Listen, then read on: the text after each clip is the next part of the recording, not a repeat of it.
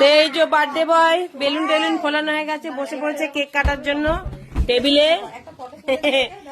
দেখি ফটো তুলতে পারবো, একটাও ওর একার ফটো তুলতে পারছি না।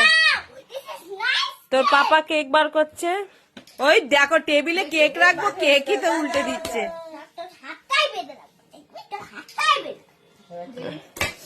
বাবা রে, পাপা কেক রাখবো, কেক কেক কি করবো বলো।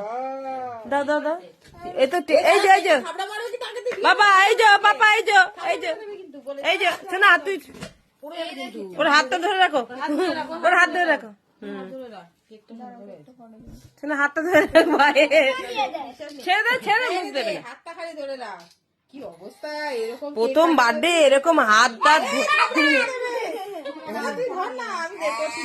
শোনা যাও, ভাইকে ধরো, যাও। এই যে কেক, এ বা